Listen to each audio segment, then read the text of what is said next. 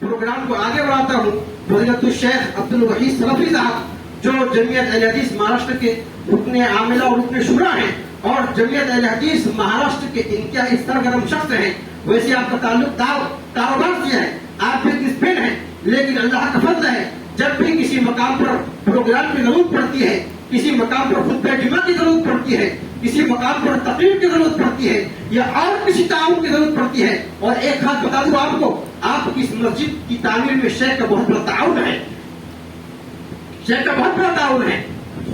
اللہ رب العالمین آپ کو اس تعاون قبول فرمائیں اور آپ شیخ کے لیے دعا کریں کہ اللہ رب العالمین شیخ کے کاروبار کو مزید ترقی بخشے.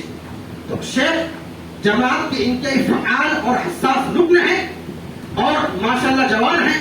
آپ کی گفتگو بھی جوانوں کی طرح ہوتی ہے. میں آپ سے گزارش کرتا ہوں کہ آپ اسٹیج پہ آئیں اور اپنے عنوان کو سامعین کے سامنے پیش فرمائیں. فضیلت الشیخ عبد الوحید صاحب ناصر.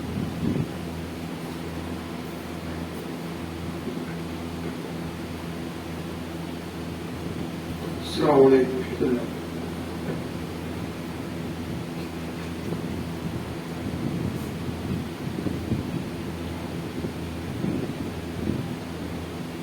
بسم اللہ الرحمن الرحیم. الحمد للہ نحمده ونستعینه ونستغفره ونؤمن به ونتوکل علیہ ونعوذ باللہ من شرور انفسنا ومن سیئات اعمالنا ومن يهده الله فلا مضل له ومن يضلله فلا هادي له. أشهد أن لا إله إلا الله وأشهد أن محمدا عبده ورسوله. أما بعد فإن خير الحديث كتاب الله وخير الهدي هدي محمد صلى الله عليه وسلم وشر الأمور محدثاتها وكل محدثة بدعة وكل بدعة ضلالة وكل ضلالة في النار. قال الله تعالى في القرآن المجيد والفرقان الحميد: أعوذ بالله من الشيطان الرجيم. بسم الله الرحمن الرحيم.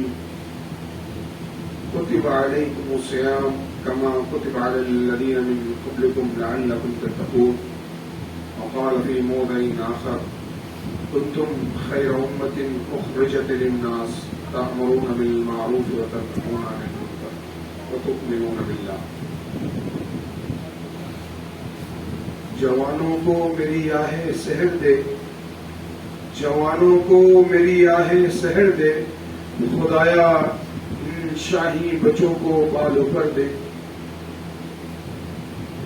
تمام قسم کی تعریفات و توصیفات اس وحدہ لا شریک خالق کائنات مالک ارض و سما کے لیے لائق و زیبا ہو, جس نے ہمیں اشرف المخلوقات بنا کر اس روئے زمین پر بھیجا اور ہمیں بھیج کر ہمیں یوں ہی نہیں چھوڑ دیا بلکہ ہماری رشد و ہدایت کے لیے کم و بیش 1,24,000 انبیاء کرام علیہ الصلوۃ والسلام کو مبعوث فرمایا. اور جب اس سلسلے کو اللہ رب العالمین نے بند کرنا چاہا, جب اس نے رسالت کو ختم کرنا چاہا, انبیاء کا سلسلہ اللہ رب العالمین نے روکنا چاہا, تو اپنے آخری نبی جناب محمد رسول اللہ صلی اللہ علیہ وسلم کی زبانی یہ کہلوا دیا: العلماء ورثۃ الانبیاء.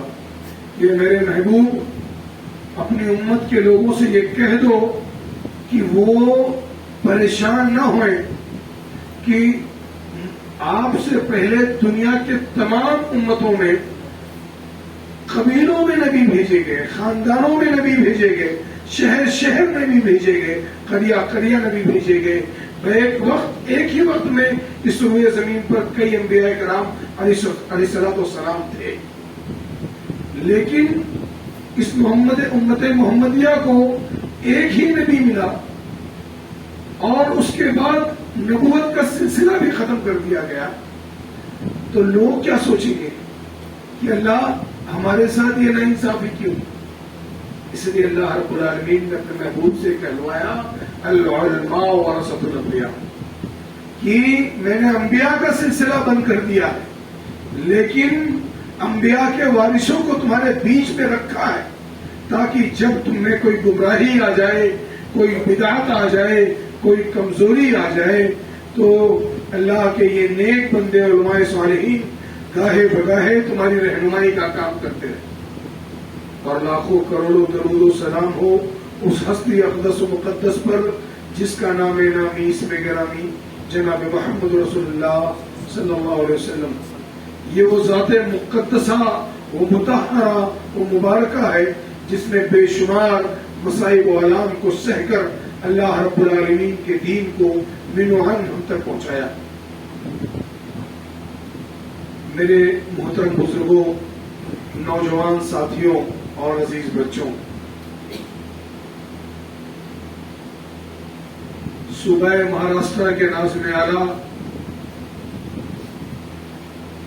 اور اس پروگرام کے صدر کی موجودگی میں علماء کرام بیٹھے ہوئے ہیں، ان سب کی موجودگی میں آپ لوگوں کو یہ بتلانا چاہتا ہوں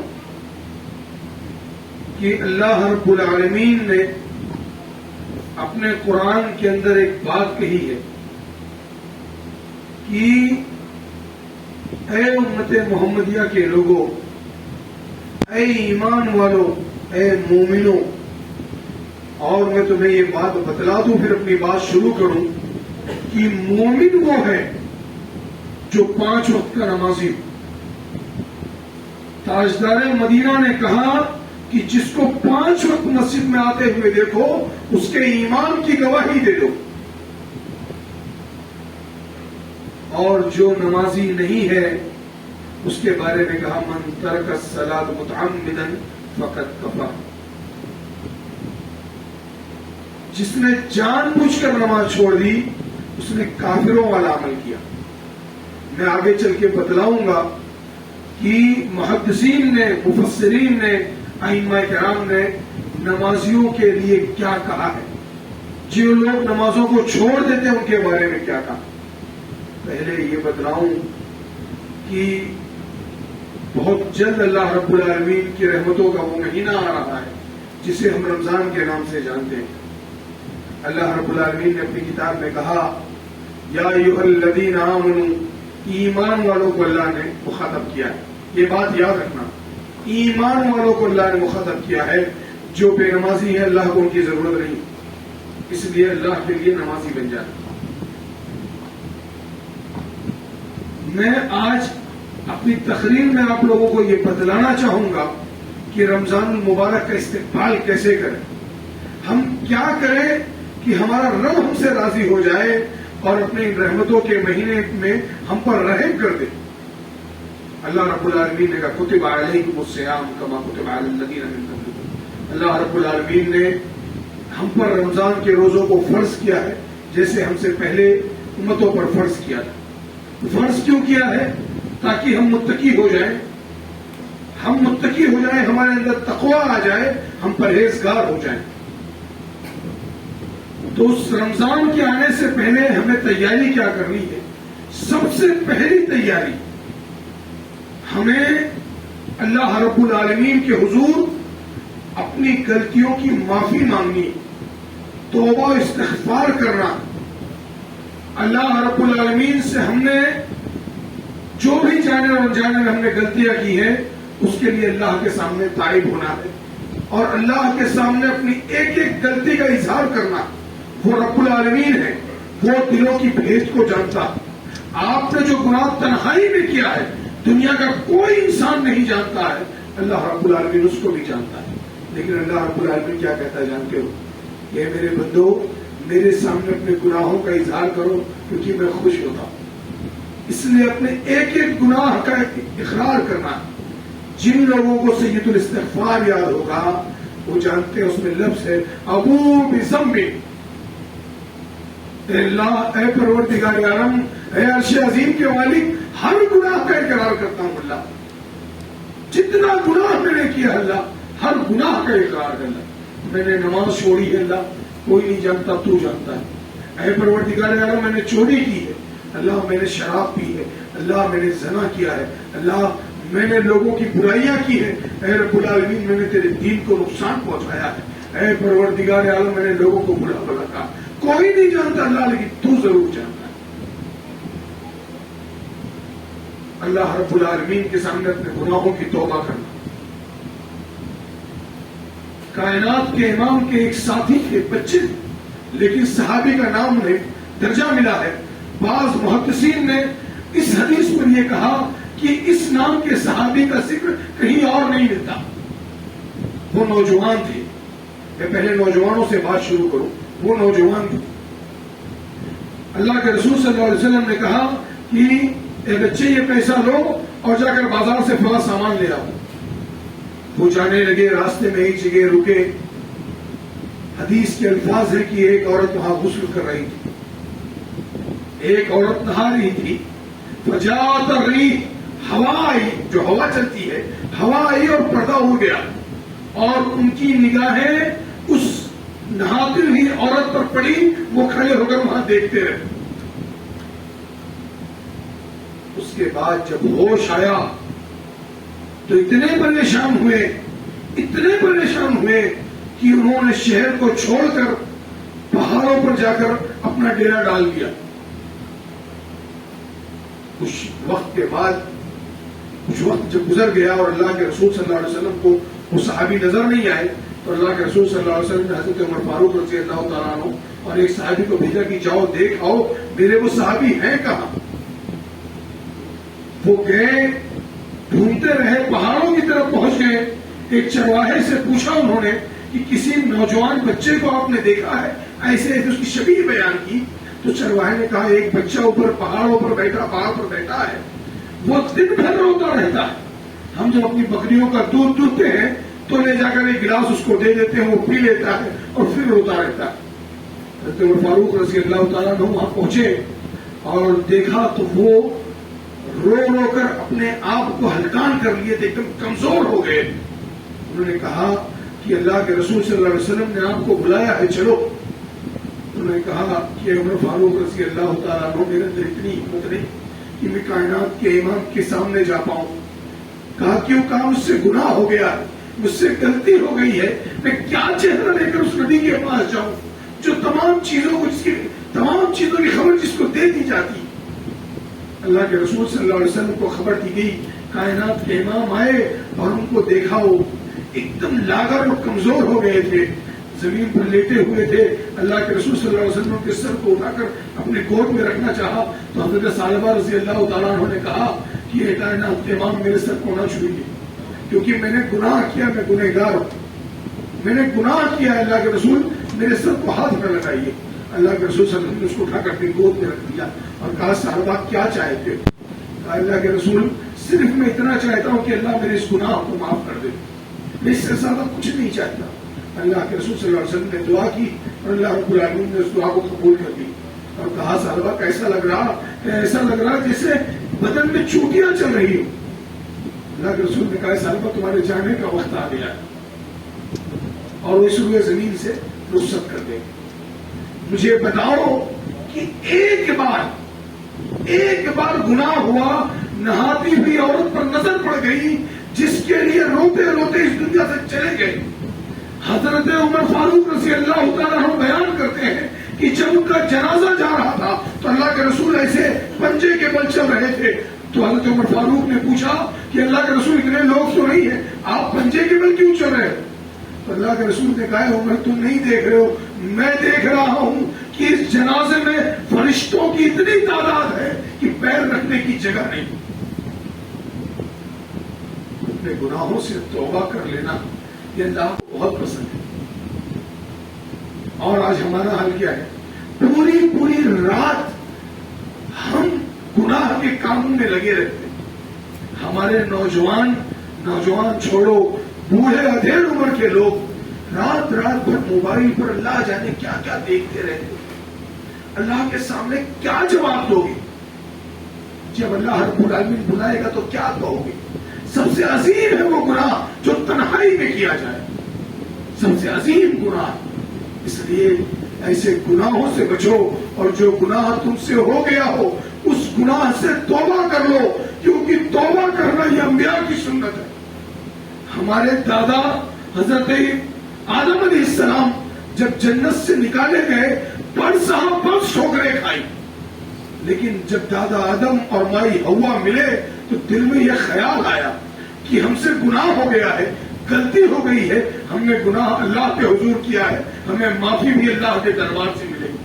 دونوں کھڑے ہو کر ہاتھ اٹھا لیے، کہ اللہ لا الہ الا انت. کیا کہا؟ ربنا ظلمنا انفسنا ان لم تغفر لنا وترحمنا لنکونن من الخاسرین. یہ پروردگار عالم، ہم نے گناہ کیا ہے، غلطی کی ہے، ہم سے خطا ہو گئی ہے، اللہ تو ہم کو بخش دے. اے اللہ یا تو ہمارے گناہوں کو معاف کر دے یا وہ دربار بتا دے جہاں سے معافی ملے گی. اور کیا کہا؟ اے اللہ اگر تم نے رحم نہیں کیا، معاف نہیں کیا تو ہم ظالموں میں سے ہو جائیں گے. اللہ رب العالمین نے قرآن میں کہا ہے فتاب علیہ، ان کے توبہ کو اللہ رب العالمین نے قبول کیا اور معاف کر دیا. ایک بات جان لو کہ اللہ رب العالمین جب تمہاری توبہ کو قبول کر لے گا، تم جب اپنے گناہوں سے توبہ کرو گے تو اللہ تمہاری توبہ کو قبول کرے گا. اور جب اس نے توبہ قبول کر لی تو یہ یاد رکھنا کہ وہ روزیوں کا بندوبست آسمان سے کرے گا، کیونکہ میرے رب نے کہا ہے فَقُلْتُ اسْتَغْفِرُوا رَبَّكُمْ إِنَّهُ كَانَ غَفَّارًا. تم اپنے رب سے معافی مانگ کر دیکھو تو صحیح. حضرت موسیٰ علیہ السلام کے زمانے میں ایک بار بارش نہیں ہوئی، سارے لوگ پریشان تھے. حضرت موسیٰ علیہ السلام پوری قوم کو لے کر باہر نکل گئے، اللہ سے دعا کرنے لگے اے رب العالمین قحط سالی آ گئی ہے، اللہ تو بارش کو برسا دے پروردگار عالم. آسمان سے آواز آئی ان فیکم رجلا قد حاربنی منذ 40 سنہ. تمہارے بیچ میں ایک آدمی ہے ایسا جو پچھلے 40 سال سے مجھ سے جنگ لگائے بیٹھا ہے، جب تک وہ تمہارے بیچ میں رہے گا میں بارش نہیں نازل کروں گا. حضرت موسیٰ علیہ السلام بہت پریشان ہوئے. ہاں وہ شخص کون ہے؟ ہمارے بیچ سے باہر نکل جا، جس نے پچھلے 40 سال سے اللہ سے جنگ لگائے بیٹھا ہے، اللہ سے دشمنی چھیڑ رکھا ہے. وہ پوری قوم کے سامنے میدان میں تھا. اس نے کہا اگر میں اب اس بیچ سے نکلوں گا تو برادری میں میری ناک کٹ جائے گی، لوگ میرے بچوں سے نکاح نہیں کریں گے، میری عزت چلی جائے گی، کیا ہوگا؟ وہ وہی کھڑے کھڑے اللہ سے توبہ کرنے لگا. اے پروردگار عالم، پچھلے 40 سال سے تجھ سے گناہ کیا، تجھ سے جنگ لگائی، تیری نافرمانی کی ہے. اے پروردگار عالم آج تجھے بخش دے میرے رب، مجھے معاف کر دے، پوری زندگی میں دوبارہ گناہ نہیں کروں گا. اللہ میرے گناہوں کو بخش دے میرے پروردگار عالم. اگلا لمحہ یہ ہوا کہ آسمانوں سے بارش کا نزول ہو گیا. حضرت موسیٰ علیہ السلام نے کہا ہے اللہ تو نے تو ابھی کہا تھا نا کہ میں بارش نہیں برساؤں گا تو وہ نکلے گا نہیں، اللہ بارش کیوں برسائی؟ موسیٰ علیہ السلام نے کہا، اللہ رب العالمین نے کہا ہے موسیٰ جس کی وجہ سے بارش روکی گئی تھی اسی کی وجہ سے بارش برسا رہا ہوں. کیا بات ہے میرے پروردگار عالم. کہا اس نے مجھ سے توبہ کر دی. آگے حدیث کا لفظ ہے کہ آرنی یا ربی، اے پروردگار عالم مجھے دکھا دے وہ شخص ہے کون. میرا رب العالمین جو ہے نا وہ عزتوں کی حفاظت کرتا ہے. جب اس کا کوئی بندہ اسے توبہ کرتا ہے کسی کی عزت کو ضائع نہیں ہونے دیتا. کیا کہا اللہ رب العالمین نے جانتے ہو؟ اے موسیٰ پچھلے 40 سال سے جنگ لگائے بیٹھا تھا، میری نافرمانی میں تھا، میں نے کبھی اسے بے عزت نہیں کیا، اب تو وہ میرا اپنا ہو گیا ہے، مجھ سے صرف توبہ کر لی ہے، اب میں کیسے اس کو لوگوں کے سامنے ذلیل ہونے دوں. اے مسلمانوں کی جماعت انبیاء کا طریقہ اپنا لو. رمضان کے آنے سے پہلے پہلے اللہ رب العالمین کے سامنے ہاتھ اٹھا کر سجدے میں سر رکھ کر اللہ سے اپنے گناہوں کا توبہ کر لو. اور میرا رب کہتا ہے کہ جب میرا کوئی بندہ میرے سے توبہ کرتا معافی مانگتا ہے تو میں اپنے پورے فرشتوں کو بلا لیتا ہوں، فرشتوں کی جماعت کو بلا کر کہتا ہوں اے فرشتوں کی جماعت سنو، وہ دیکھو زمین پر میرا بندہ مجھ سے معافی مانگ رہا، توبہ کر رہا ہے. تم گواہ رہنا اس بات کی کہ وہ سجدے سے سر بعد میں اٹھائے گا، میں اس کی توبہ کو پہلے قبول کروں گا. بڑا رحیم ہے میرا رب. میرے رب نے تو یہ کہہ دیا کہ اے میرے بندو یا ابن آدم لو بلغت ذنوبک عنان السماء ثم اعطیتنی لا تشرک به شیئا لأعطیتک بقرابها مغفرۃ. کہ اے میرے بندو، اے آدم کی اولاد، تم اتنا گناہ کر دو کہ اس زمین اور آسمان کی خلا کو پر کر دو، اتنا گناہ تم سے ہو جائے، اس کے بعد تم مجھ سے اس حال میں ملو کہ تم نے اللہ کے ساتھ کسی کو شریک نہ کیا، اللہ کی ربوبیت میں، اللہ کے اسماء و صفات میں تم نے کسی کو شریک نہ کیا ہو، تو اللہ رب العالمین اتنی ہی مغفرت لے کر تم سے ملے گا۔ اللہ رب العالمین تمام گناہوں کو معاف کرنے کے لیے تیار ہے، لیکن شرط ہے کہ ہم اپنے گناہوں پر نادم ہوئے، شرمندہ ہوئے، ہم اپنے گناہوں سے توبہ کر لیں۔ کتنا بھی گناہ ہو گیا ہو، اللہ کی ذات سے مایوس نہیں ہونا۔ تمہیں یاد ہوگا وہ شخص جو 100 قتل کیا تھا، 99 قتل کیا، بعد میں اس نے پادری کا بھی قتل کیا، 100 قتل کیا تھا اس نے۔ کسی عالم دین سے اس نے پوچھا میرے لیے بخشش ہے یا نہیں، میرے لیے معافی کا کوئی راستہ ہے کہ نہیں؟ اس عالم دین نے کہا کہ تم اللہ رب العالمین کی عبادت کرو اور فلاں بستی کی طرف چلے جاؤ، کیونکہ وہاں کے لوگ اللہ کی عبادت کرتے ہیں۔ وہ نکلا اور راستے میں اس کا انتقال ہو گیا، فرشتوں نے روح قبض کر لی۔ اللہ رب العالمین کو آنے والی دنیا کے لیے مثال بنانا تھا، اللہ رب العالمین نے اسے مثال بنا دیا۔ فرشتے آئے، فرشتوں میں جھگڑا ہو گیا، کچھ فرشتوں نے کہا کہ اس نے کوئی عمل نہیں کیا ہے، اسے جہنم میں لے جائیں گے، کچھ فرشتوں نے کہا اس نے توبہ کر لی تھی، اسے جنت میں لے جانا۔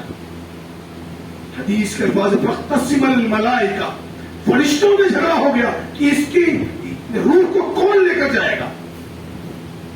تو ایک فرشتہ اللہ نے بھیجا، کہا جاؤ اور ان سے کہو قیسوا بینہما، دونوں بستیوں کے بیچ میں ناپا جائے، یہ جانے والا بندہ جس بستی سے قریب ہوگا اس بستی کے فرشتے اسے لے جائیں گے۔ دونوں کو ناپا گیا، پیمائش کی گئی دونوں بستی کی۔ ایک بارش موت کے وقت وہ بندہ نیک لوگوں کی بستی کے قریب چلا گیا، فیصلہ ہو گیا کہ جنت کے فرشتے اسے لے جائیں گے۔ اس لیے میں کہتا ہوں کہ علماء کے قریب رہا کرو، علماء کی محفلوں میں بیٹھا کرو، کسی عالم کی کوئی بات یہ تمہاری آخرت کو سنوار دے گی۔ تم جسے دنیا میں محتاج سمجھتے ہو، خدا کی قسم اللہ کے ہاں ان کا بڑا مرتبہ۔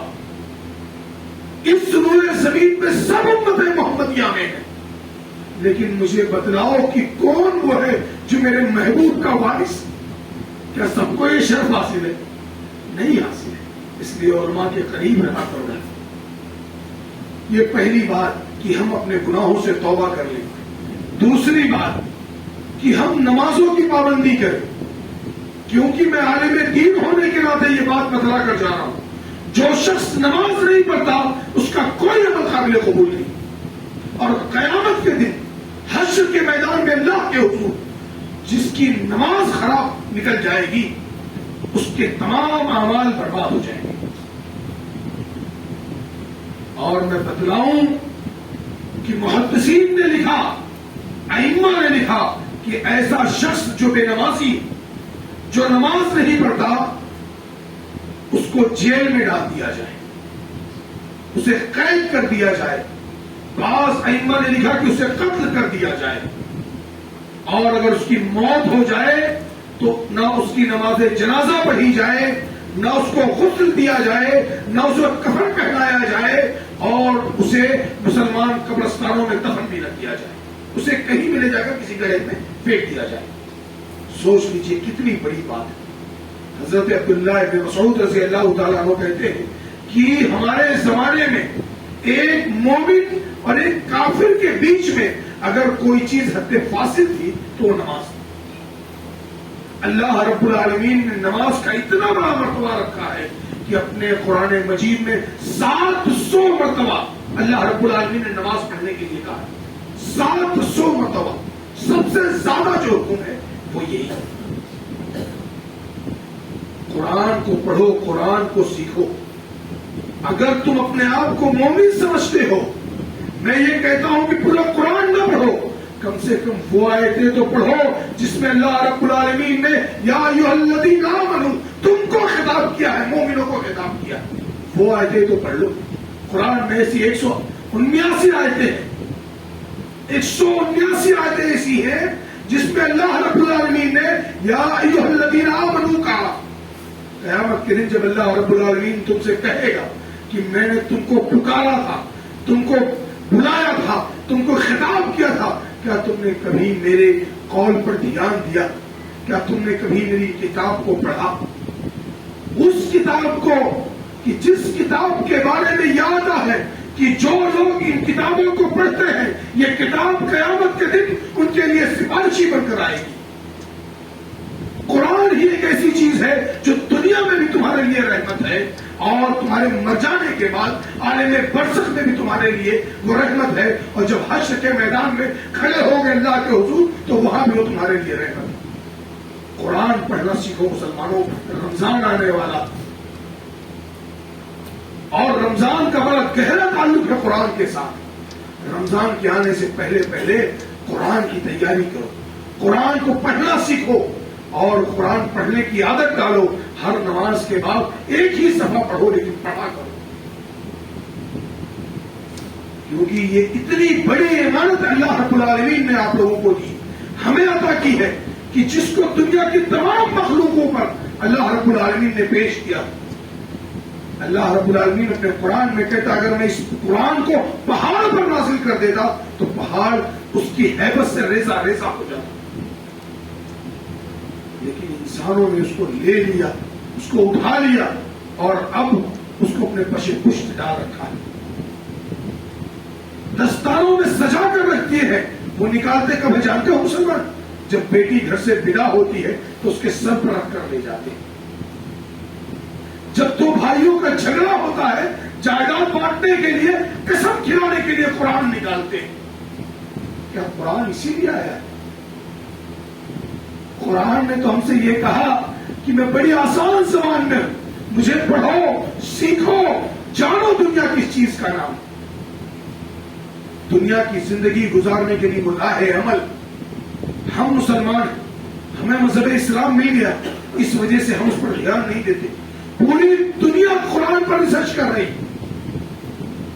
اگر میری بات پر یقین نہ ہو تو یوٹیوب کھولو اور اس میں جا کر دیکھو جتنے عیسائی اور یہودی اسلام قبول کر رہے ہیں وہ صرف قرآن کے معجزے کی وجہ سے قرآن پڑھ کر اسلام قبول کر رہے ہیں. مسلمانوں کو دیکھ کر اسلام قبول نہیں کر، ہمیں دیکھ کر کوئی اسلام قبول کرے گا؟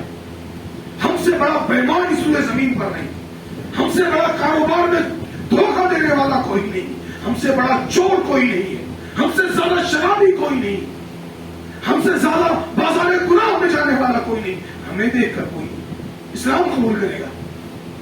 اے مسلمانوں تمہیں بتلا دوں کہ سورہ زمین پر اس کی ہی عزت ہے جو ایک یونیفارم کے اندر اللہ رب العالمین نے ہمیں یونیفارم دیا، ہم نے اتار کر پھینک دیا. آپ دیکھ لو سکھوں کو سر پر پگڑی ہے، چہرے پر داڑھی ہے، ہاتھ میں کڑا ہے، تمام سکھ یہ لگا کر چلتے ہیں. آج دنیا ان کی تھوڑی سی تعداد کے بعد بھی ان کی طاقت ماننے کو تیار ہے. مسلمانوں کو اللہ رب العالمین نے ایک یونیفارم میں بنایا، مسلمانوں نے اس یونیفارم کی اتنی بے حرمتی کی. بعض لوگوں نے داڑھیوں کو چھلایا، بعض لوگوں نے اپنے لباس کو ہٹایا، بعض لوگوں نے اپنی کتاب کو ہٹایا، اور بعض لوگ تو ایسے ہو گئے کہ اللہ رب العالمین ان پر رحم کر دے. اس لیے قرآن کو پڑھا کرو، قرآن پڑھنے کے عادی بن جاؤ. میں تمہیں بتلاتا جاؤں کہ شاید تم اپنے بچوں کو حافظ قرآن بنا دو. قیامت کے دن حشر کے میدان میں جب اللہ رب العالمین اپنے عرش پر بیٹھا ہوگا، اپنے تخت پر ہوگا، تب جب فیصلہ کیا جائے گا تو یہ جو قرآن کے حافظ ہیں ان کے بارے میں جب فیصلہ ہوگا تو کیا ہوگا جانتے ہو؟ میرے محبوب نے کہا کہ ان سے کہا جائے گا کہ تم پڑھتے جاؤ اور چڑھتے جاؤ، تم ایسے ہی قرآن کو پڑھنا جیسے تم دنیا میں قرآن کو پڑھتے تھے. رتل کما کنت ترتل فی الدنیا، کہ تم جیسے دنیا میں ٹھہر ٹھہر کر قرآن کو پڑھتے تھے ایسے پڑھتے جاؤ اور جنت کی سیڑھی چڑھتے جاؤ. جب تک تمہارے قرآن کے ختم ہونے کی آخری آیت نہیں آئے گی تب تک تمہارا مقام نہیں آئے گا. اور جو حافظ قرآن کے ماں باپ ہوں گے ان کا عالم جانتے ہو کیا ہوگا؟ ان کو اس دن فخر کا لباس پہنایا جائے گا، ان کے سر پر تاج رکھا جائے گا. وہ اللہ رب العالمین سے سوال کریں گے, اے پروردگار عالم, ہم نے کوئی اتنا نیک کام تو نہیں کیا تھا, اللہ یہ اتنا بڑا اجر کیوں؟ تو اللہ رب العالمین کہے گا کہ میرے بندو, تم نے اپنے بچوں کو حافظ قرآن بنایا تھا, میری کتاب کا حافظ بنایا تھا, میری کتاب کو ان کے سینے میں رکھ دیا تھا. اس کے بدلے یہ اعزاز ہے کہ پوری دنیا کائنات اس حشر کے میدان میں موجود ہوگی اور حفاظ کے ماں باپ کو تاج پہنایا جائے گا. سوچو کتنی بڑی بات ہے, جہاں آدمی ایک ایک نیکی کو ترسے گا, جس کے بارے میں قرآن نے کہا کہ عمر من اخیہ وامہ وابیہ وصاحبتہ وبنیہ لکل امرئ منہم یومئذ شأن یغنیہ. جس دن سب بھاگیں گے ایک دوسرے سے, باپ اپنے بیٹے کا نہیں ہوگا, ماں اپنے بچے کی نہیں ہوگی, شوہر بیوی سے بھاگے گا, بھائی بھائی سے کترائے گا. جہاں کوئی کسی کا نہیں ہوگا, سب ڈرے ہوئے ہوں کہ کوئی ایک نیکی نہ مانگے. اس دن جب کسی کے سر پہ تاج رکھا جائے گا تو سوچو اس کا عالم کیا ہوگا. اس لیے اپنے بچوں کو حافظ قرآن بناؤ, کچھ بھی بناؤ. میں یہ چاہتا ہوں کہ مسلمانوں کے بچے کچھ عالم بنے, کچھ ڈاکٹر انجینئر بنے, کچھ IAS IPS آفیسر بنے, کچھ سیاست میں جائیں, یہ ضروری ہے مسلمانوں کے لیے. کچھ وکیل اور جج بن جائیں, یہ ضروری ہے, ہمیں اس کی کوشش کرنی چاہیے. لیکن تمام بچے یہ حافظ قرآن ہو, یہ بھی کوشش کرنی چاہیے. رمضان آنے والا ہے, اللہ کے لیے مسلمانوں قرآن پڑھنے کا نظم بناؤ, قرآن کو پڑھتے رہو. کیونکہ جو مہینہ ہے وہ رمضان جو ہے وہ قرآن کا مہینہ ہے. محدثین نے کہا رمضان میں کوئی دوسرا عمل نہ کیا جائے, صرف قرآن پڑھا جائے, صرف قرآن پڑھا جائے. بعض محدثین کے بارے میں, مفسرین کے بارے میں یہ آتا ہے کہ انہوں نے تفسیر کو لکھنا بھی چھوڑ دیا تھا, حدیث کے کام کو بند کر دیتے تھے رمضان کے مہینے, صرف قرآن پڑھتے تھے. اور اس رمضان کے مہینے کو جو یہ عظمت حاصل ہے اسی قرآن کی وجہ سے حاصل ہے. اس لیے قرآن کے پڑھنے کے عادی بنو, قرآن پڑھو, خود بھی پڑھو, اپنے بچوں کو پڑھاؤ, اپنے گھر میں اپنے گھر کی عورتوں کو یہ پڑھنے کا شغف دلاؤ. اس کے بعد ہم صدقہ کرنے کی کوشش کریں. رمضان کے آنے سے پہلے پہلے ہم خود اور اپنے بچوں کو, اپنے گھر والوں کو یہ عادت ڈالیں کہ وہ صدقہ کیا کریں. صدقے کی اتنی اہمیت ہے کہ میرے رب نے اپنے قرآن میں کہا لن تنالوا البر حتى تنفقوا مما تحبون, کہ تم نیکی کو پہنچ ہی نہیں سکتے ہو جب تک تم اپنا سب سے بہترین مال اللہ کی راہ میں خرچ نہ کرو. تم نیک ہو ہی نہیں سکتے. اور صدقے کا عالم یہ ہے کہ حشر کے میدان میں جب کوئی سایہ نہیں ہوگا تو انسان کا صدقہ اس پر سایہ بن کر چلے گا, اس کے اوپر چلے گا, تاکہ اس کے سائے سے انسان کو آسانی ہو. اس دن کا عالم تو قیامت کا عالم آپ لوگوں کو معلوم ہوگا کہ کیسا ہوگا, سنا ہوگا اپنے علماء سے. اس لیے صدقہ کرنے کی عادت ڈالو. اللہ کے رسول صلی اللہ علیہ وسلم کے بارے میں آتا ہے کہ وہ رمضان کے مہینے میں دوسرے تمام مہینوں سے زیادہ صدقہ اور خیرات کیا کرتے ہیں. زکات الگ چیز ہے, صدقہ ایک الگ چیز ہے. اس لیے زیادہ سے زیادہ صدقہ کیا کرو. عادت ڈالو, اپنے بچوں کو اس کا عادی بناؤ, تاکہ آپ کے بچے بھی صدقہ اور خیرات کرنے والے ہو جائیں. اور جانتے ہو جن لوگوں کو خرچ کرنے کی عادت ہوتی ہے ان کے لیے فرشتے دعا کرتے ہیں. ہر روز 2 فرشتے صبح آتے ہیں فجر کے بعد, اور ایک فرشتہ دعا کرتا ہے اے اللہ رب العالمین, جو بندہ خرچ کرتا ہے اس کے مال کو بڑھا دے اللہ.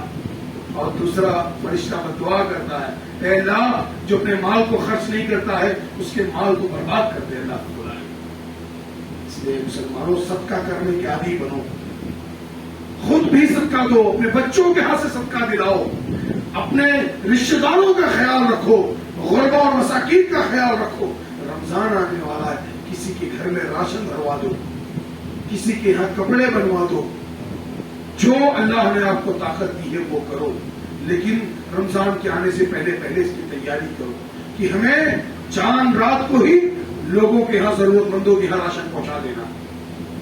یہ جذبہ ہمیں ہمارے اندر ہونا چاہیے, کیونکہ ہم اپنے نبی کے ماننے والے ہیں, اس نبی کے ماننے والے ہیں جس کے خود کے گھر میں 2 مہینے تک چولہا نہیں جلا، لیکن وہ دوسروں کے گھروں میں چولہا جلانے جاتا، دوسروں کے گھر کھانا بھجواتا، اس نبی کے ہم امتی ہیں۔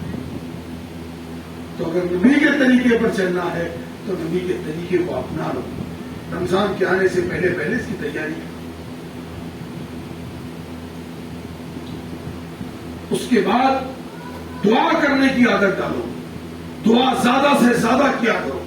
ہم میں جو بزرگ ہیں وہ اپنی اولاد کے لیے دعا کریں، وہ اپنی اولاد کے لیے دعا کریں۔ جو جوان ہیں وہ اپنے ماں باپ کے لیے دعا کریں، اپنے آنے والی نسلوں کے لیے دعا کریں۔ یہ قرآن میں جو رمضان کا ذکر آیا ہے، یہ ایک پورا رکوع ہے جو رمضان کے مسائل و فضائل کے لیے اللہ رب العالمین نے وقف کر دیا۔ اسی رکوع کے اندر اوپر رمضان کا تذکرہ ہے، نیچے رمضان کے مسائل بیان کیے ہیں، بیچ میں اللہ رب العالمین نے ایک آیت رکھی ہے، وَإِذَا سَأَلَكَ عِبَادِي عَنِّي فَإِنِّي قَرِيبٌ أُجِيبُ دَعْوَةَ الدَّاعِ إِذَا دَعَانِ فَلْيَسْتَجِيبُوا لِي وَلْيُؤْمِنُوا بِي لَعَلَّهُمْ يَرْشُدُونَ۔ رمضان کے تذکرے میں اللہ رب العالمین نے دعا کا تذکرہ کیوں رکھا ہے؟ یہ بات بظاہر سمجھ میں نہیں آتی۔ آخر وجہ کیا ہے کہ اللہ رب العالمین نے رمضان کا ذکر کرتے ہوئے قرآن کا ذکر کیا؟ تو یہ بات سمجھ میں آئی کہ قرآن یہ رمضان کے مہینے میں نازل ہوا ہے، اس لیے رمضان کے تذکرے میں قرآن کا تذکرہ ہے۔ لیکن رمضان کے پورے رکوع کے تذکرے میں اللہ رب العالمین نے دعا کی اس آیت کو کیوں رکھا؟ پہلے اس کا معنی سمجھ لو کہ اللہ رب العالمین نے کہا وَإِذَا سَأَلَكَ عِبَادِي عَنِّي فَإِنِّي قَرِيبٌ، اے میرے محبوب پاک، اے میرے حبیب پاک، میرے بندے آپ سے سوال کرتے ہیں، پوچھتے ہیں کہ اللہ کہاں ہے، اللہ رب العالمین کہاں ہے؟ ان سے کہہ دو انی قریب، میں ان کی شہرت سے بھی زیادہ ان سے قریب۔ اجیب دعوت الداعی اذا دعان، جب پکارنے والا مجھ کو پکارتا ہے تو میں اس کی پکار کو سنتا ہوں، لیکن شرط رکھ دی ہے وَلْيُؤْمِنُوا بِي، ایمان کے ساتھ مانگا جائے، ایمان کے ساتھ مانگا جائے۔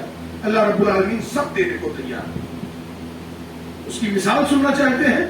قرآن کی تفسیر قرآن سے حضرت ابراہیم علیہ السلام نے اپنے بیٹے اسماعیل کو کس سے مانگا؟ قرآن کہتا رب ہب لی من الصالحین، ابراہیم علیہ السلام نے ہاتھ اٹھا کر دعا کی کہ اللہ میرے گھر میں بچہ نہیں ہے، اللہ مجھے بچے کی ضرورت ہے۔ تو ہے وہ لوگوں جن کے گھر میں اولاد نہیں، نبیوں سے مانگنے کا طریقہ سیکھ لو، انبیاء سے مانگنے کا طریقہ سیکھو۔ کیا کہا؟ رب ہب لی من الصالحین، اللہ اولاد چاہیے، لیکن کون سی اولاد؟ ایسی اولاد چاہیے جو حضرت ابراہیم خلیل اللہ کا وارث ہو، نیک بچہ چاہیے۔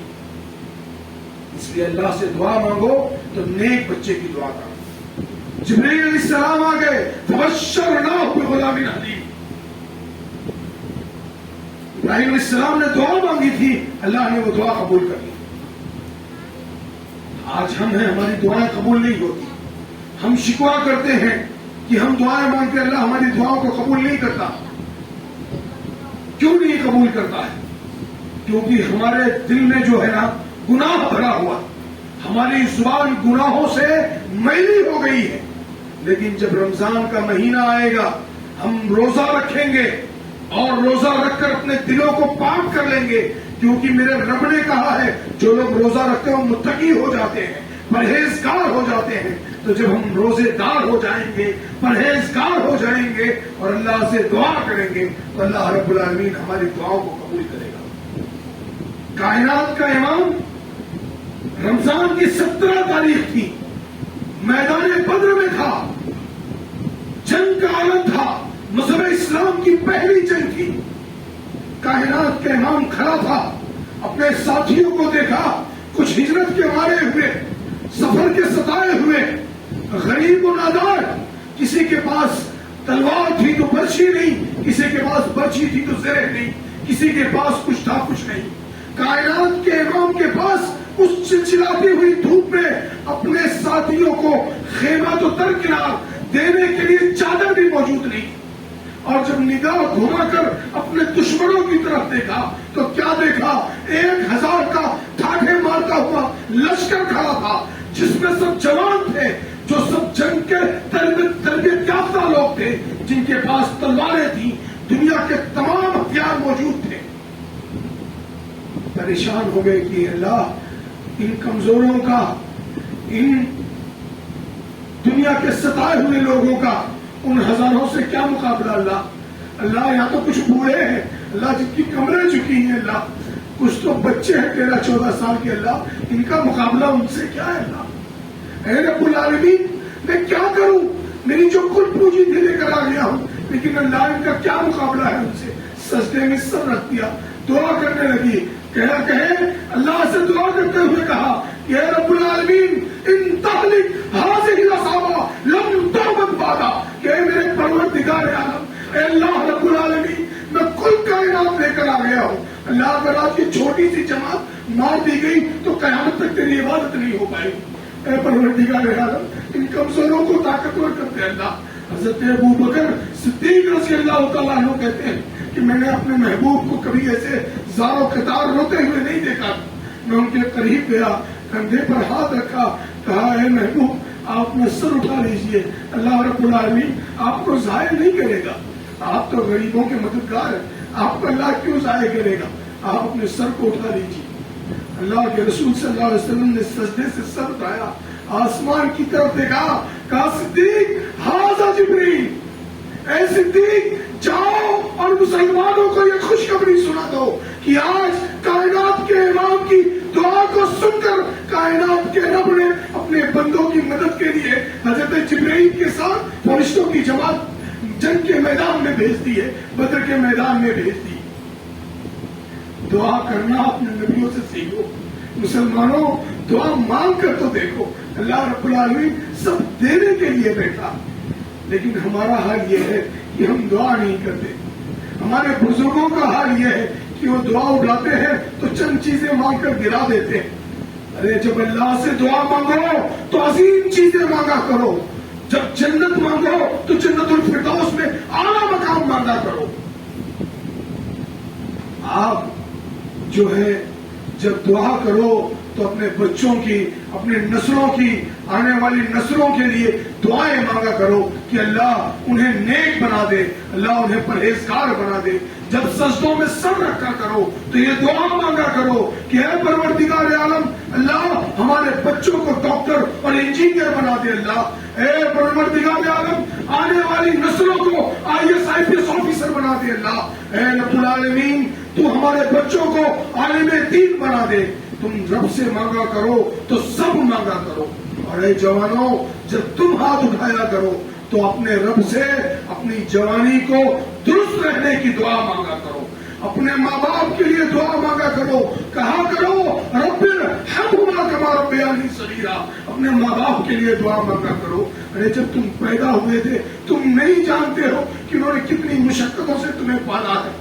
جب ٹھنڈی کا زمانہ آتا تھا تو وہ رات میں ٹھنڈی برداشت کر کے تمہیں گرمی میں رکھا کرتے تھے، جب گرمی کا زمانہ آتا تو باپ یہ کولو کا بیل بن جاتا تھا، باہر جا کر گرمیوں کی شدت کو برداشت کیا کرتا تھا تاکہ میرا بچہ رات میں AC میں سو جائے۔ تمہارے ماں باپ نے بڑی قربانیاں دی، اپنے ماں باپ کے لیے دعائیں کیا کرو۔ اللہ جانے کئی بار تمہارے بوڑھے ماں باپ نے تمہارے پیروں کو لے کر اپنے رخسار پر لگایا ہوگا، اسے چوما ہوگا۔ اللہ کے لیے کبھی اپنے ماں باپ کا پیر دباتے ہوئے ان کے قدموں کو اپنے رخسار سے لگا کر دیکھو، اس ماں کے قدموں کو اٹھایا کرو جس ماں کے قدموں کے نیچے جنت ہے، اس باپ کی خدمت کیا کرو جو جنت کا سب سے بڑا دروازہ ہے۔ تم اپنے ماں باپ کے لیے دعا مانگ کر دیکھو، کبھی اگر ماں باپ نے دعا دے دی تو انشاءاللہ تمہاری زندگی کامیاب ہو جائے گی۔ اے مسلمانوں، رمضان کے آنے سے پہلے پہلے اس کی تیاری کر لو۔ میں ماں باپ کی بات آئی تو ایک بات اور زیادہ کہہ دوں کہ اپنے ماں باپ کے بارے میں تمہیں اف کہنے کی اجازت نہیں۔ ایک صحابی آئے تھے اللہ کے رسول صلی اللہ علیہ وسلم کے پاس، انہوں نے کہا اللہ کے رسول میرا باپ مجھ سے بغیر پوچھے میرا مال خرچ کر دیتا۔ اللہ کے رسول صلی اللہ علیہ وسلم نے باپ کو بلوا بھیجا۔ سوچو باپ کے دل پہ کیا گزرا ہوگا کہ میرے بیٹے نے میرے خلاف مقدمہ دائر کیا ہے۔ وہ بیٹا کہ جب وہ بچہ تھا تو میں اس کے لیے رات و دن محنت کرتا رہا. جب وہ جوان ہونے لگا تو میں نے اپنی ہڈیوں کی گودوں کو اس کی ہڈیوں میں ڈالنا چاہا. جیسے جیسے میں کمزور ہوتا گیا وہ توانا ہوتا گیا. میرے پیر لڑکھڑاتے گئے, اس کے پیروں میں طاقت آتی گئی. میرے بازو کمزور ہوئے تو وہ تناور بن گیا. ایسے بچے کے بارے میں جب باپ نے پوری محنت کر کے اپنے بچے کو پالا اور جوان کیا, اور بیٹا آ کر یہ شکایت کرے کہ اللہ کے رسول میرا باپ میرے مال کو بنا پوچھے خرچ کر دیتا ہے, سوچو کیا گزرے گی باپ کے دل پر. اللہ کے لیے اپنے ماں باپ کو ہمیشہ اپنی دولت سے کچھ بھیجا کرنا, انہیں دیا کرنا, تجوری کی چابیاں ان کے ہاتھوں میں رکھ دینا کہ تمہیں حق حاصل ہے کہ تم جو چاہو وہ خرچ کرو. کیونکہ میرے محبوب نے کہا, کیا کہا تھا اس کو, کہا انتا وہ مال کا لیے تو اور تیرا پورا مال یہ سب تیرے ماں باپ کا ہے. اس لیے اپنے ماں باپ کی خدمت کیا کرو اللہ کے لیے. اگر کوئی نافرمانی ہو گئی ہو تو ماں باپ زندہ ہو تو ان سے معافی مانگ لینا. اور بہت بدقسمت ہے وہ لوگ جن کے لیے دعاؤں کا وہ ہاتھ ہم نہ رہا. اللہ کے لیے تم اپنے ماں باپ کے لیے ہر سجدے میں دعا کیا کرنا, رب ارحمہما کما ربیانی صغیرا, دعا کرنا اپنے ماں باپ کے لیے. اللہ رب العالمین تمہاری دعاؤں کو قبول کر لیا تو تمہارے ماں باپ کو اس کا حاصل نظر آئے گا قبر کے اندر. اس لیے دعا کرتے ہیں اپنے ماں باپ کے لیے. اور وقت بہت کم بچا ہے, میں اپنی آخری بات کہہ کر ذکر کرنے کی عادت ڈالو, اللہ کا ذکر کرنے کی عادت ڈالو. سبحان اللہ و بحمدہ سبحان اللہ العظیم, سبحان اللہ والحمد للہ ولا الہ الا اللہ واللہ اکبر, یہ کہنے کی عادت ڈالو. کیونکہ تم نہیں جانتے کہ تم ذکر زمین پر کرتے ہو اللہ کا, لیکن اللہ رب العالمین تمہارا ذکر اپنے فرشتوں کے پاس آسمانوں میں کرتا. تم اللہ کا ذکر کیا کرو. اللہ کا ذکر جب تک کرتے رہو گے اللہ تمہارا ذکر کرتا رہے گا. ہم لا یعنی باتوں میں لگے رہتے ہیں, کیونکہ ہر بچہ جب جوان ہوتا ہے تو اس دور سے گزرتا ہے. ہم موبائل کو لے کر اس میں گیم کھیلتے رہتے ہیں, لا یعنی باتیں کرتے رہتے ہیں, گناہ کے کسی کام میں ملوث ہوتے ہیں. کبھی کوئی ایسا پروگرام دیکھتے ہیں جو صرف گناہ کا باعث. اللہ کے لیے ان ساری چیزوں سے بچا کرو اور اپنے گناہوں سے توبہ کر کے اللہ کا ذکر کیا کرو اپنے وقت میں. اب رمضان بڑا قریب آ گیا ہے, بہت قریب ہے. اپنے آپ کو فجر سے پہلے اٹھانے کی کوشش کرو, کیونکہ فجر سے پہلے کی ہوئی دعائیں یہ جلدی رد نہیں ہوتی ہیں. کیونکہ اللہ کے رسول صلی اللہ علیہ وسلم نے کہا کہ دعا مانگنے کا سب سے بہترین طریقہ, استغفار کرنے کا سب سے بہترین وقت وہ فجر سے کچھ دیر پہلے کا ہے, جو سحری کا وقت ہوتا وہ وقت. اس لیے اس وقت اٹھنے کی اب عادت ڈالو, کیونکہ رمضان سر پر ہے. اگر ہم ایسے ہی رہ گئے تو ہم نمازوں کو ضائع کرتے رہیں گے, ہم اپنے گناہوں سے توبہ نہیں کر پائیں گے, ہم اللہ سے دعا نہیں کر پائیں گے, ہم اللہ کا ذکر و اذکار نہیں کر پائیں گے. اس لیے اے میرے مسلمانوں, اللہ کے لیے اپنے آپ کو بدلو, کسی کو دکھانے کے لیے نہیں, اللہ رب العالمین کی ذات کے لیے. کہ اگر تمہارا ایک چھوٹا سا بھی عمل اللہ کو پسند آ گیا تو اللہ رب العالمین تمہاری تمام گناہوں کو معاف کر کے اللہ تمہیں جنت الفردوس میں داخل کر دے گا. کوئی بھی عمل کرنا تو اللہ کو راضی کرنے کے لیے کرنا, ریاکاری کے لیے نہیں کرنا کہ دنیا مجھے کہے گی کہ میں نیک ہو گیا. نہیں, ایک بات جان لو کہ میرے محبوب نے کہا ہے کہ جو بندہ بدل جاتا ہے, جو اپنی غلطیوں سے توبہ کرنے لگتا ہے, اللہ رب العالمین ایک آواز دیتے ہیں جس سے جبرائیل علیہ السلام بے ہوش ہو جاتے ہیں. جب ہوش آتا تو کہتے ہیں کہ اے میرے پروردگار, تو نے جو کہا وہ سچ کہا, اے میرے رب العالمین تو نے کیا کہا؟ تو اللہ رب العالمین کہتا ہے جبرائیل, میں نے دنیا میں فلاں ابن فلاں کو نیک مانا ہے, اس نے اپنے گناہوں سے توبہ کر لیا ہے, وہ میرا ذکر کرتا ہے, اس نے اپنی تمام پرانی حرکتوں کو چھوڑ دیا ہے, وہ اب میرے لیے زندگی گزار رہا ہے, میں نے اسے نیک سمجھا ہے, تم بھی اسے نیک سمجھو. جبرائیل علیہ السلام فرشتوں کی جماعت کے پاس آتے ہیں اور اعلان کرتے ہیں کہ اے فرشتوں کی جماعت سنو, اس روئے زمین پر فلاں ابن فلاں نیک ہو گیا ہے, اور اللہ رب العالمین اسے نیک سمجھتا ہے. جبرائیل اسے نیک سمجھتے ہیں, اے فرشتوں کی جماعت تم بھی اسے نیک سمجھو. ایک فرشتہ آسمان دنیا پر آتا ہے, وہاں سے اعلان کرتا ہے کہ اے دنیا کے لوگوں سنو, اس روئے زمین پر فلاں ابن فلاں نے گناہ کو چھوڑ دیا ہے, وہ اللہ رب العالمین کے لیے زندگی گزار ڈالنے لگا ہے، اس لیے اللہ کی ذات اسے نیک سمجھتی ہے، تمام فرشتے اسے نیک سمجھتے ہیں۔ اے دنیا کے لوگوں تم بھی اسے نیک سمجھو۔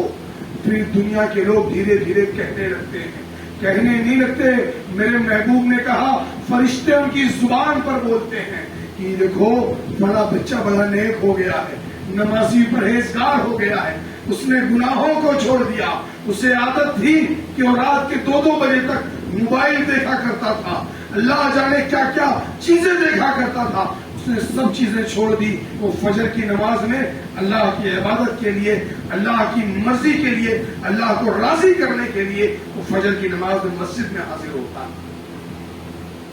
یہ دنیا کے لوگ کہنے لگتے ہیں، اور جب دنیا کے لوگ کہنے لگے تو یہ بات سمجھ لو کہ اللہ رب العالمین نے تمہیں نیک جانا۔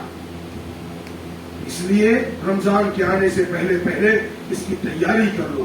میرا وقت ختم ہو گیا، میں آخر میں اللہ رب العالمین سے یہ دعا کروں گا کہ اے پروردگار عالم، اے اللہ رب العالمین تیری برکتوں کا مہینہ آ رہا ہے، اللہ اے رب العالمین تیرا وہ مہینہ آ رہا ہے جس میں بے شمار رحمتیں نازل ہوتی ہیں۔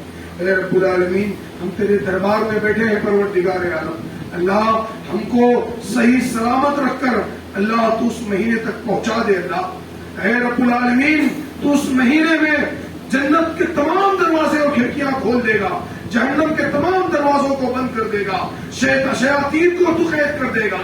اے اللہ رب العالمین تو ہمیں اس مہینے کے آنے سے پہلے پہلے نیک بنا دے۔ اللہ اے پروردگار عالم ہمارے بوڑھوں کو نیک کر دے۔ اللہ اے اللہ ہمارے جوانوں کو نیک کر دے۔ اللہ اے رب العالمین اے پروردگار عالم یا چھوٹی سی جماعت ہے، اے رب العالمین تو ان کی مدد کر، اللہ ان کے پاس ایسے نیک بندوں کو بھیج جو ان کی اصلاح کرے، انہیں سمجھائے صحیح معنوں میں دین کیا ہے۔ انشاءاللہ وہ وقت آئے گا جب تمہاری تعداد بھی بڑھے گی اور نیک لوگ بھی انشاءاللہ بڑھیں گے۔ اے میرے بزرگوں تم سے ایک التماس ہے کہ تم جب سجدے میں سر رکھا کرو تو اپنے آنے والی نسلوں کے لیے دعا کیا کرو۔ اے جوانوں تم اللہ سے دعا کیا کرو کہ اللہ تمہیں جو اولاد عطا کرے وہ نیک عطا کرے، پرہیزگار عطا کرے۔ اللہ تم سب کو سلامت رکھے، اللہ ہم سب کو سلامت رکھے۔ اے پروردگار عالم اے اللہ رب العالمین اگر ہم سے کچھ غلطیاں ہو گئی تو اے رب العالمین تو اسے بخش دے۔ اللہ اے رب العالمین ہمیں جب تک زندہ رکھ، مذہب اسلام پر زندہ رکھ، اور جب ہمارا خاتمہ ہو تو ایمان بالخیر ہو۔ وآخر دعوانا الحمدللہ رب العالمین، والسلام علیکم ورحمۃ اللہ وبرکاتہ۔